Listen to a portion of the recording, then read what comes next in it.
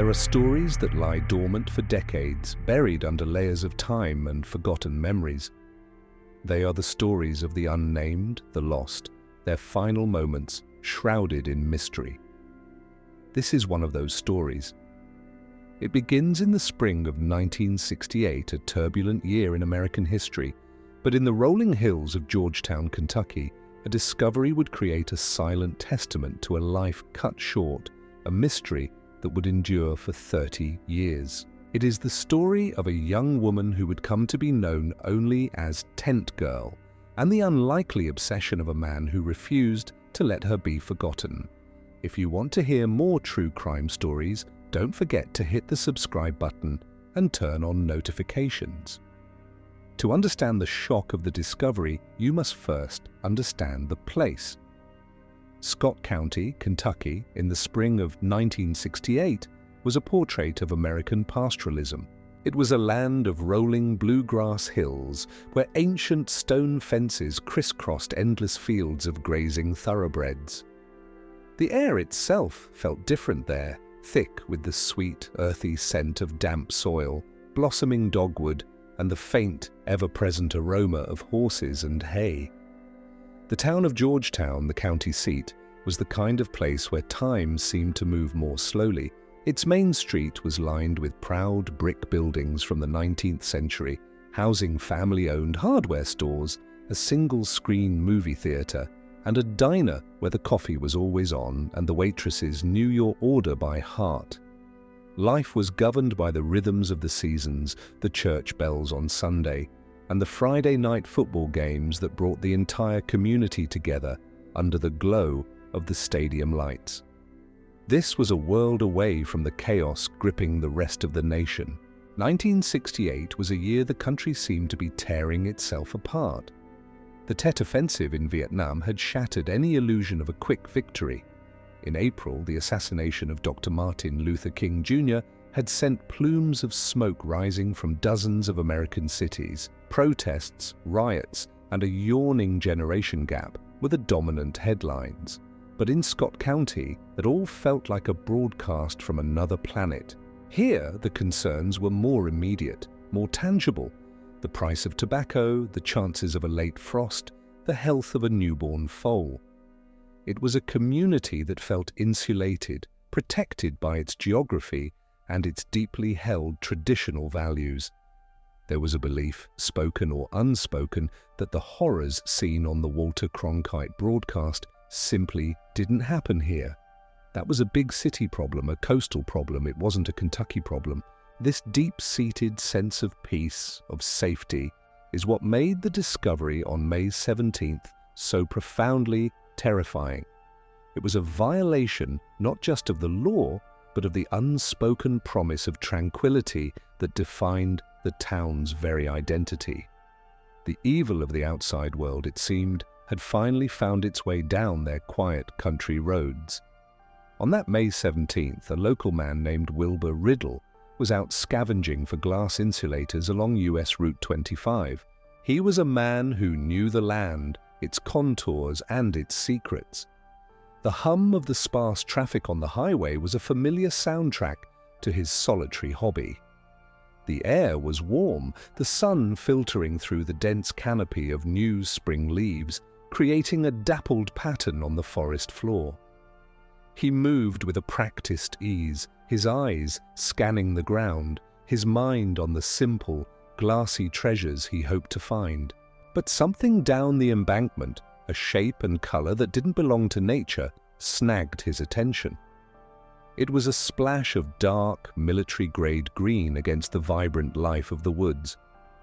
A canvas tarpaulin, the kind used for tents or to cover machinery, was bundled and partially hidden by undergrowth. It wasn't just discarded trash, it looked deliberately placed. Curiosity, mingled with a scavenger's hope for a useful find, pulled him closer. He slid down the dusty embankment, his boots dislodging small stones. He nudged the bundle with his foot. It didn't give. It was dense, heavy, and strangely solid. He pushed it again, harder this time. It rolled slightly, and the shape, obscured by folds of thick canvas, became horribly, undeniably clear. It was the shape of a human body, wrapped tightly, a macabre gift left on the doorstep of their quiet county. Time seemed to warp for Wilbur Riddle in that moment. The cheerful singing of the birds in the trees above transformed into a shrill, mocking chorus. The sweet smell of honeysuckle that had perfumed the air was suddenly cloying, suffocating, replaced by the metallic tang of pure, primal fear.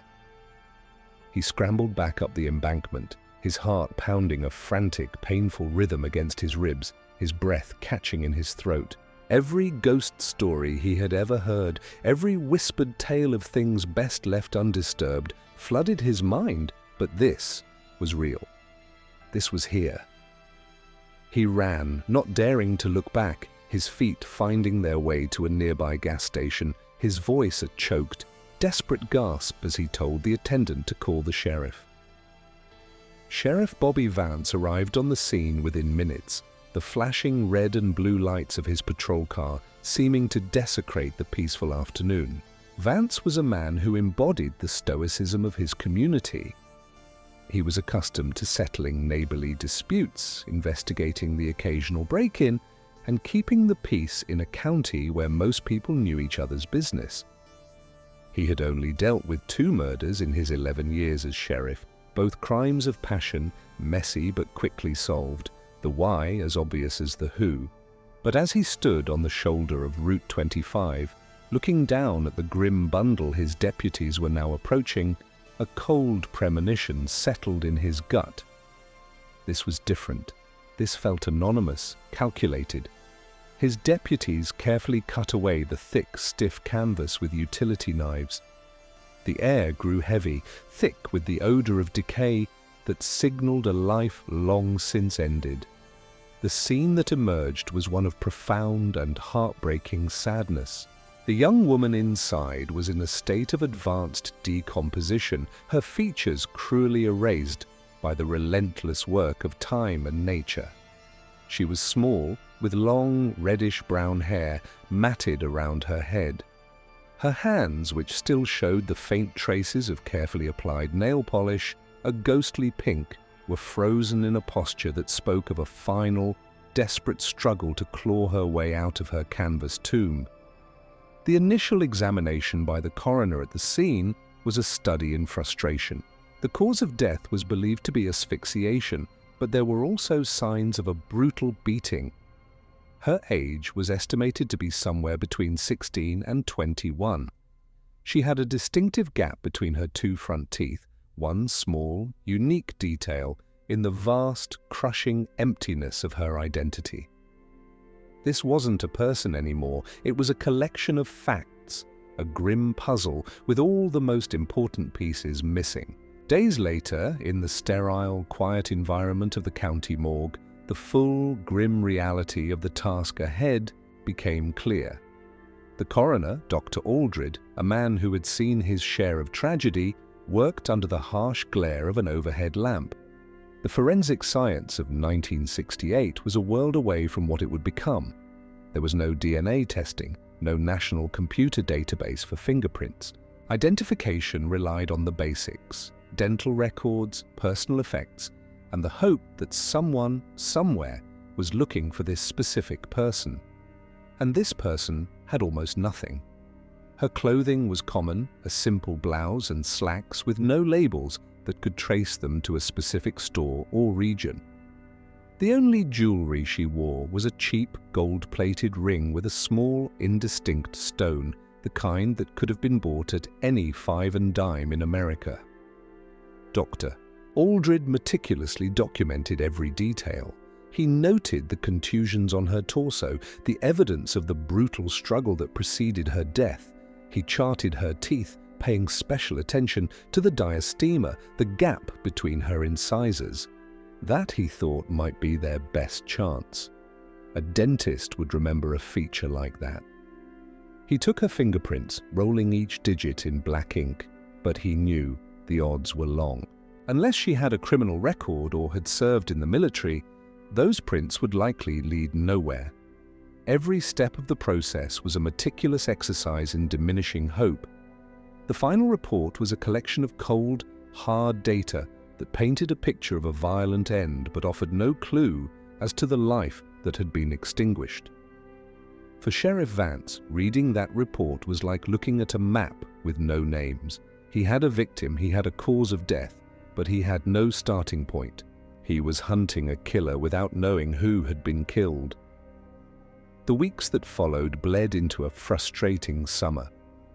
The file on Sheriff Vance's desk grew thicker with teletypes, dead-end leads, and the transcribed accounts of fruitless interviews, but no closer to giving the victim her name. The fluorescent lights of his small office hummed deep into the humid Kentucky nights, casting long, lonely shadows across the room. He would sit there long after his deputies had gone home to their families, the silence broken only by the rhythmic chirp of crickets outside his window and the occasional crackle of the police radio. On the wall behind him, a corkboard became a monument to their failure. It held the few pathetic clues: an 8x10 glossy photograph of the green canvas tarp, a grainy black and white shot of the makeshift gravesite, and the dental chart, a clinical drawing of a smile that no one had come forward to claim. He'd find himself staring at that chart, trying to will a memory into existence, trying to picture the face that went with it. He'd pick up the coroner's report for the 100th time, his fingers tracing the cold, clinical words. Female, Caucasian, estimated age 16, 21, 5'1", 110 pounds, reddish-brown hair. It was a description of a ghost. His young deputy, a fresh-faced kid named Miller, would sometimes find him there, staring at the board. "Anything new, Sheriff?" Miller would ask, his voice hesitant. Vance would just shake his head, the smoke from his cigarette curling up towards the ceiling. "Nothing that makes a damn bit of sense, son. It's like she fell from the moon. No one is missing a girl who looks like this. Not in Kentucky, not in Ohio, not anywhere we've checked. How does a person just cease to exist?" He would lean back in his creaky office chair, the smell of stale coffee and cigarette smoke filling his nostrils, and feel the crushing weight of professional failure. He was the sheriff. It was his job to protect these people, to find answers, to keep the unspoken horrors at bay. But in the case of the tent girl, all he had were questions. The girl on the side of the road was more than a case file to him. She was a promise he was failing to keep, a silent resident of his county that he couldn't even name. She was a symbol of the evil that had trespassed in his quiet world, and he, the guardian at the gate, was powerless to stop it or even give it a name. This ghost, this collection of facts on a coroner's report, had a life. She had a family, and she had a name. Barbara Ann Hackmann. Bobby, to those who loved her. Months before her body was discovered, in the late autumn of 1967, Barbara was living in a small, cramped house in Lexington. Her world had shrunk, becoming a cycle of caring for her infant daughter and waiting for her husband, George Earl Taylor, to return from whatever carnival or odd job he was working. He was a man who lived on the road, and she was a woman who longed for roots. One afternoon, with the baby sleeping soundly in her crib and the golden autumn light streaming through the window, Barbara sat down to write a letter to her family back in Arkansas. The pen felt good in her hand, a tangible connection to the people she missed so dearly. She wrote about the baby's first smile, about the funny way she gurgled when she was happy.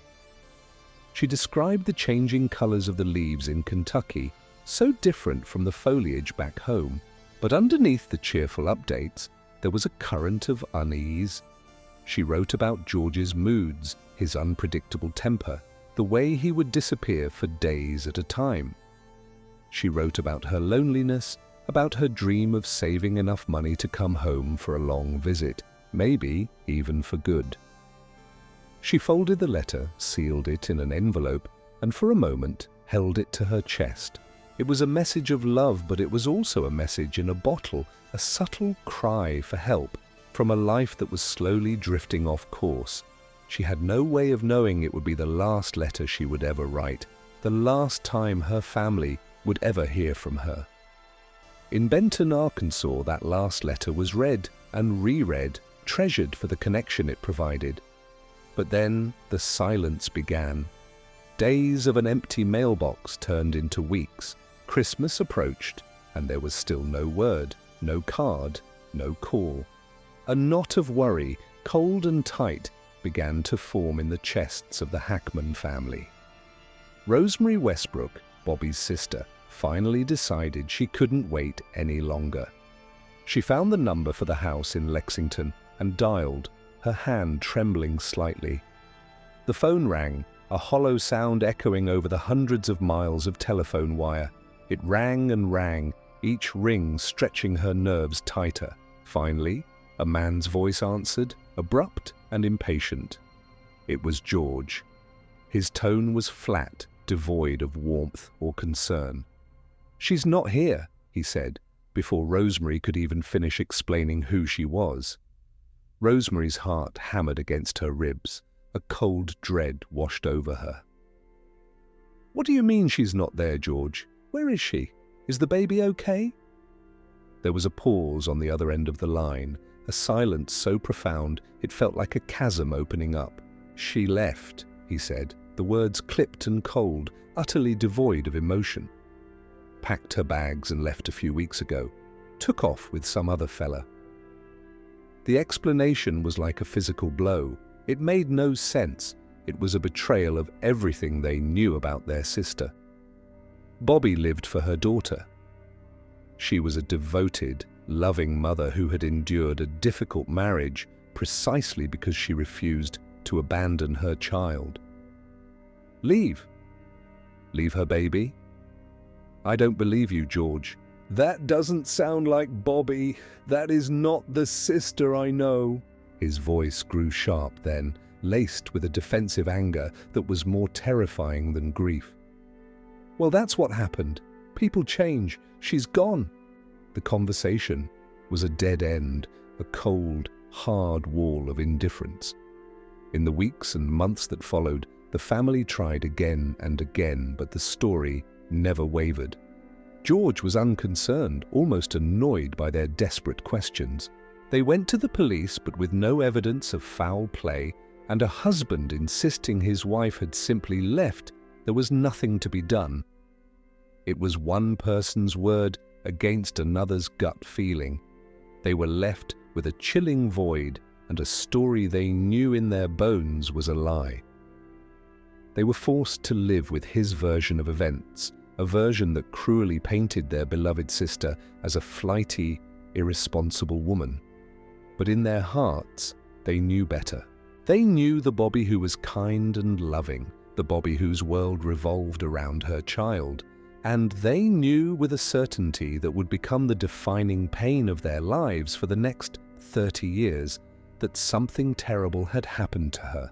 As the investigation in Scott County stalled and went cold, the press gave the unidentified woman a name, Tent Girl. It was a name born of the object that had been her shroud, a name that would be etched onto her tombstone when, in 1971, the county laid her to rest in the Georgetown Cemetery. The stone, paid for by a local monument company, was a stark and lonely monument to a forgotten life. Tent Girl, found May 17, 1968. On US Highway 25, N died about April 26, May 3, 1968. Age about 16, 19 years. For years, she lay there under that name, a silent enigma. In the town, her story transformed. It became a local legend, a ghost story whispered at sleepovers and around campfires.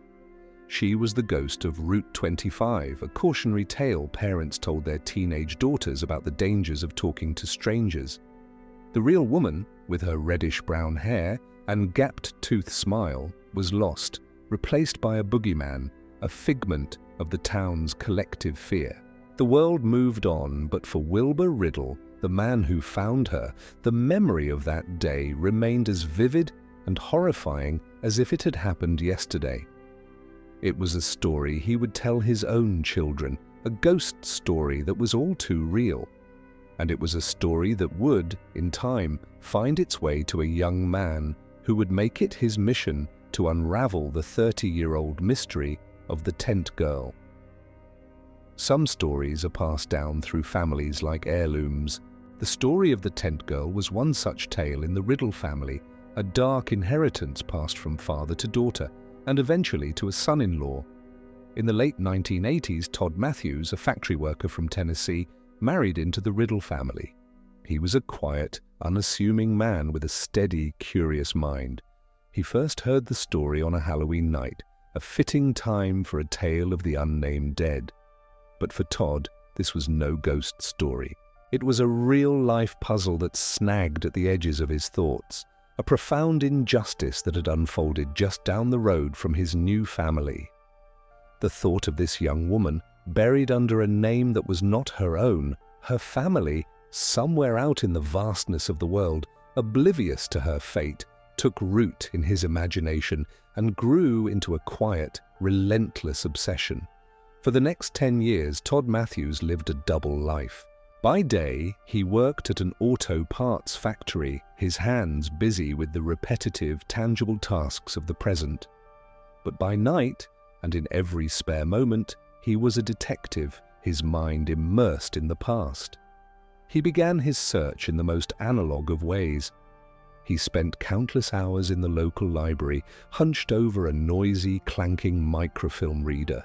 The machine would whir and click as he scrolled through reels of old newspapers, the fuzzy black and white pages flashing before his eyes. He was looking for any mention of the discovery, any small detail that might have been overlooked. The strain on his eyes was immense, but it was nothing compared to the strain of constant disappointment. He made phone calls, wrote letters to law enforcement agencies, and chased down leads that more often than not led to dead ends. He spent his own money on long-distance charges and copying fees, driven by a need he couldn't fully articulate, even to his wife. She was supportive, but she worried. She saw the toll the lonely quest was taking on him. But for Todd, it was a matter of fundamental justice, of restoring a name to a life, of giving a family the peace of knowing. The late 1990s brought with it a new tool, a revolution in communication and information sharing, the internet. For Todd, it was like a light being switched on in a vast, dark room. Suddenly, the world was at his fingertips. He discovered a burgeoning online community of amateur sleuths, people just like him, who were dedicated to solving the mysteries of the unidentified. He learned to build a website, a skill born of pure necessity. He called it tentgirl.com, a digital monument to the woman in the Georgetown cemetery. He painstakingly uploaded all the information he had gathered, her physical description, the details of her discovery, the coroner's report, photos of her headstone. It was a digital message in a bottle, cast into the great, expanding ocean of the World Wide Web, in the hope that someone, somewhere, would see it and recognize a piece of their own missing story. Meanwhile, Rosemary Westbrook's message in a bottle had finally been found. Todd Matthews' email connected 30 years of mystery in a single, electrifying moment. The case of the tent girl was no longer cold, it was burning hot. Armed with a name, Barbara Ann Hackmann Taylor, and a prime suspect, the Scott County Sheriff's Office, a new generation of investigators carrying the torch from Sheriff Vance officially reopened the case. Their first challenge was formidable. Their main suspect, George Earl Taylor, had died of cancer in 1987. A confession was impossible. Justice in a courtroom was impossible. They would have to build a case against a ghost, proving his guilt beyond a reasonable doubt to finally give Barbara's family the answers they deserved. They started by trying to reconstruct the last few months of Barbara's life, and that meant diving into the transient, closed-off world of carnival workers. They tracked down a man who had worked the circuit with George for years, now living in a dusty trailer park in Florida. In a cramped, sweltering trailer, Two modern detectives sat across from an old carny whose memories were as faded as the tattoos on his arms. "Tell us about George," one of the detectives began, his voice calm. "What was he like back then?" The old man squinted, looking past them, back through the decades. "George, he was a quiet fella, kept to himself, but he had a temper on him. A mean streak, like a snake in the grass. You wouldn't see it coming and then, bang." Especially when he was drinking. The detectives exchanged a look. "Did you know his wife, Bobby?" The man nodded slowly, a flicker of sadness in his eyes. "Yeah, I remember her. Sweet girl, too good for him, real pretty, doted on that little baby of hers. Then one day, she was just gone." The detective paused, letting the silence hang in the humid air. "What did George tell you happened?" The old man let out a dry, cynical laugh. "He fed us the same line he fed her family. Said she ran off." We all knew that was a load of bull. A woman like that doesn't just up and leave her kid. We figured he'd done something to her. But back then, you didn't ask questions. You kept your head down, you did your job, and you moved on to the next town. It wasn't our business. The detectives continued their search, digging into George's family history. They found a cousin living in Ohio, a woman who agreed to speak with them. She described George as a controlling and jealous husband, prone to fits of rage. She recounted how he had shown up at a family gathering in early 1968, alone with the baby. When asked where Bobby was, he had coldly repeated the story that she had run off. The family, she admitted, had their suspicions, but in an era where family matters were kept private, no one dared to challenge him. Slowly, piece by piece, a portrait of the killer emerged, a man of quiet menace and explosive violence, a man who had lied with chilling ease for 2 decades, confident his secret was buried forever in a lonely grave in Kentucky. The air at the Georgetown Cemetery was heavy with a mixture of anticipation and solemnity on the day of the exhumation. For the investigators, it was the culmination of a 30-year-old case that had suddenly and miraculously come back to life. For Todd Matthews, standing quietly at the edge of the crowd, it was the moment of truth, the culmination of a decade of relentless, lonely pursuit. And for Rosemary Westbrook and her family, who had traveled from Arkansas, it was a moment of profound and painful hope. As the earth was carefully removed and the casket that had held the tent girl for nearly 3 decades was brought to the surface, a hush fell over the small crowd that had gathered. The remains were carefully transported to the state medical examiner's office in Frankfurt. The science of identification had advanced light years since 1968. Now there was DNA. Scientists extracted a sample from the pulp of one of the tent girl's teeth. They took a saliva sample from Rosemary. The 2 samples were sent to a lab for comparison, and the wait for the results was agonizing. Finally, the call came. The results were unequivocal. It was a perfect match. On April 26, 1998, the Scott County Sheriff's Office held a press conference to make the official announcement. The tent girl had a name. She was Barbara Ann Hackmann Taylor. The mystery that had haunted a small Kentucky town for 3 decades was finally solved. The news brought a complex wave of emotions for Barbara's family. There was the profound, soul-deep grief of finally knowing the terrible fate of their beloved sister.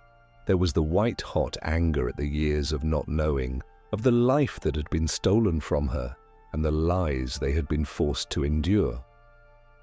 And beneath it all, there was a quiet, fragile sense of peace, of closure, of finally being able to bring their Bobby home, not in person, but in name and in memory. A few weeks later, the family gathered again at the Georgetown Cemetery. The sky was a brilliant, cloudless Kentucky blue, a stark contrast to the somber purpose of their gathering. This was a second funeral, a chance to say the goodbye they had been so cruelly denied for 30 years. They stood before the grave, the old, weathered tent girl stone, now a relic of a painful, anonymous past. A new granite stone was ready to be placed, one that bore her real name. Rosemary stepped forward, a single white rose clutched in her hand.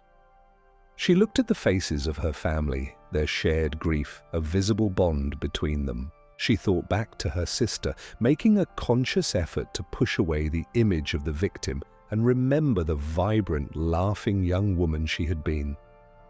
She remembered Bobby's kindness, her infectious giggle, her fierce, unwavering love for her family, and most of all, her absolute devotion to her daughter. The grief was immense, a physical ache in her chest. But for the first time in 3 decades, it was a grief that had a focal point, a name. It was grief for Bobby, not for a mystery. She knelt and placed the rose on the fresh earth, her tears falling freely onto the soil that had held her sister's secret for so long. There were no easy answers to the questions that still lingered. Justice for their sister would never be served in a courtroom. But here, in this quiet cemetery under the warm Kentucky sun, they could finally give her what she had been denied for so long: a name, a memory, and a final resting place surrounded by love. They were no longer mourning a ghost, they were honoring a sister, a mother, a daughter. In the spring of 1998, that new headstone was placed at the grave. It read, Barbara Ann Hackmann, Bobby, September 12, 1943, Dickey, 1967, loving mother, grandmother, and sister. The family made a conscious decision to leave her married name off the stone, a final silent testament to the man they believed was responsible for her death. The story of the tent girl is more than just a cold case solved. It is a story about the enduring power of family love. It is a story about the dawn of a new age of investigation, where the power of the internet could connect the dots of a decades-old mystery. And it is a story about the extraordinary dedication of one ordinary man. Todd Matthews' work on this case was a spark that would ignite a revolution in citizen detective work. He realized that there were thousands of tent girls out there, thousands of unidentified bodies in morgues and lonely graves, and thousands of families like the Hackmans trapped in the torment of not knowing. He saw how the internet, the same tool that had brought him to Rosemary Westbrook, could be harnessed on a massive scale to help them. Along with another online sleuth he had met during his quest, he co-founded the Doe Network. It was a volunteer organization, a digital headquarters for the lost. They created a vast open-source database, a place where information on unidentified victims, Jane and John Doe's, could be cross-referenced with missing persons reports from across the country. It was a painstaking, often heartbreaking process. Volunteers, ordinary people from all walks of life, would spend their free time poring over cold case files, searching for the smallest detail, a piece of jewelry, a unique tattoo, a surgical scar, a dental anomaly that could connect an unnamed person to a family's desperate search. The Doe Network became a bridge between the forgotten and the grieving, a testament to the power of a dedicated community. Its legacy is written in the hundreds of cases it has helped to solve, giving names back to the nameless and bringing a measure of peace to families who had lost all hope. The legacy of Barbara Ann Hackmann Taylor is not just one of tragedy, but of transformation. Her case became a catalyst, proving that no case is ever truly cold, and that sometimes the most powerful force for justice isn't a badge or a gun, but a citizen with a computer, a conscience, and an unwavering refusal to forget.